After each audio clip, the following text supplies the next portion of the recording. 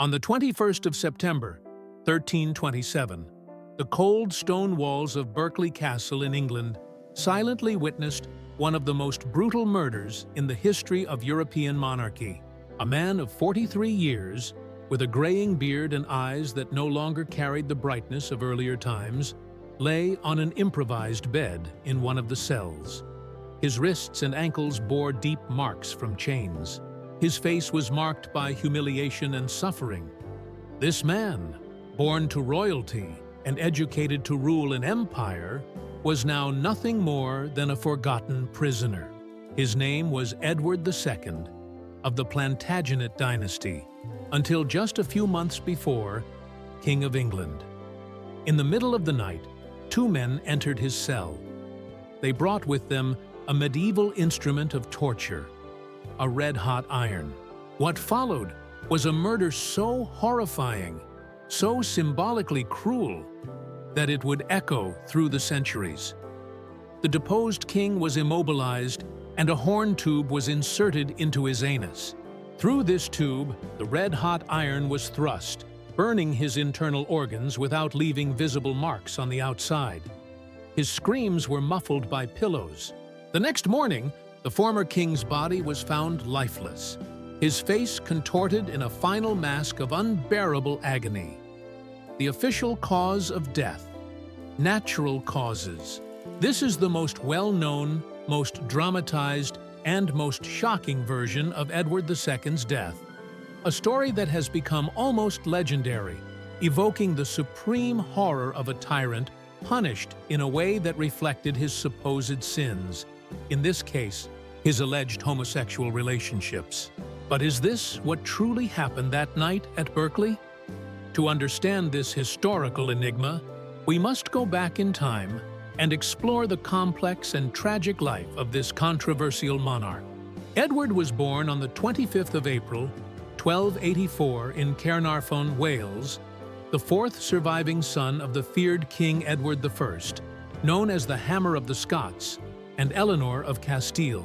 He became the heir to the throne after the deaths of his elder brothers. From an early age, it was clear that the young prince had little in common with his warrior father. While Edward I was a formidable military leader and a calculating statesman, his son preferred activities considered unbecoming of royalty: swimming, rowing, crafting, and spending time with people of lower social status. Some chronicles mention that he enjoyed peasant labor, digging ditches, repairing roofs, and forging metal.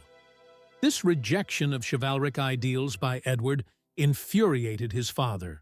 Contemporary accounts describe how, in a rage, the king tore out handfuls of his son's hair because he had asked for a title for his favorite companion, Piers Gavston. This young nobleman from Gascony had entered the royal household as the prince's attendant, but soon became much more. The relationship between Edward and Gavston would become the epicenter of the troubles that eventually led to the future king's downfall and death.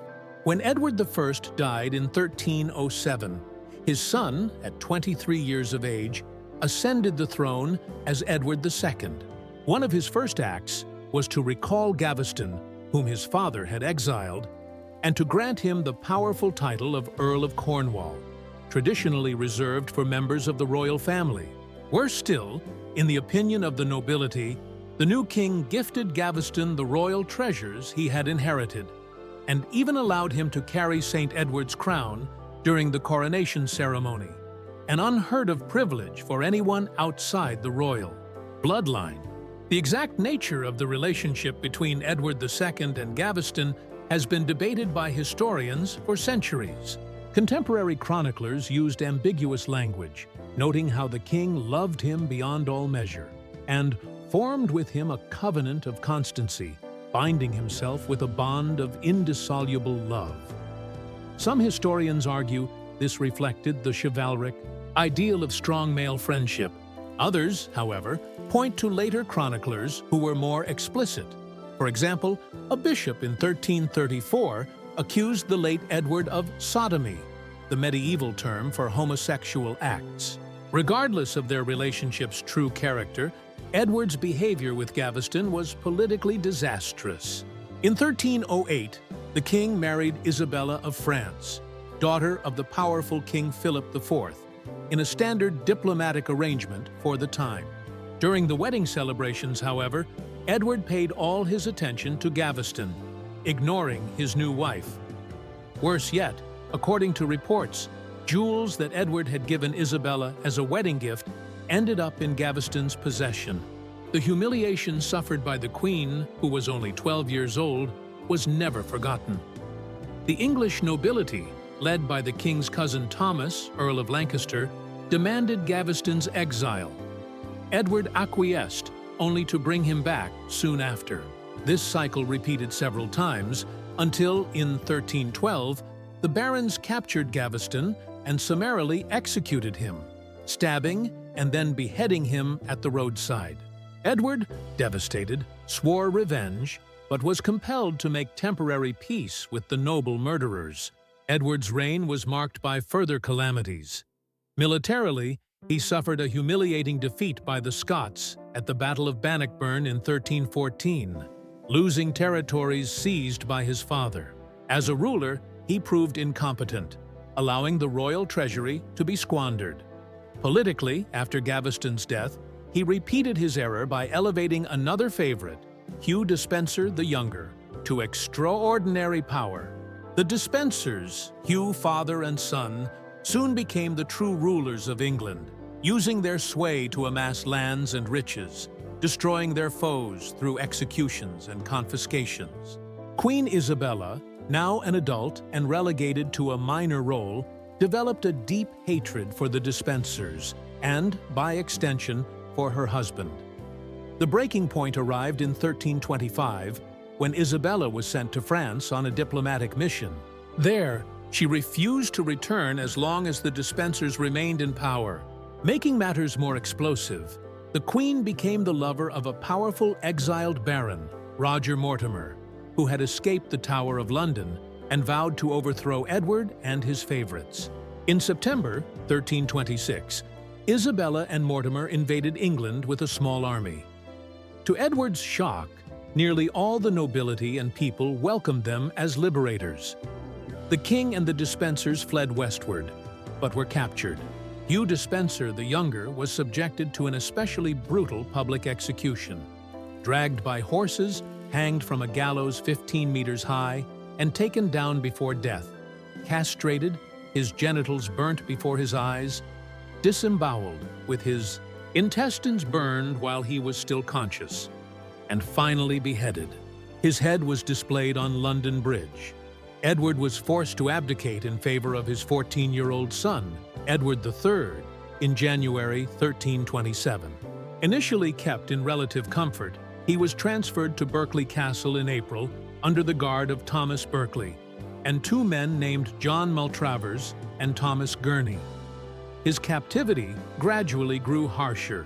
According to reports, he was kept in filthy conditions, forced to ride without trousers to irritate his skin, and possibly subjected to psychological torment.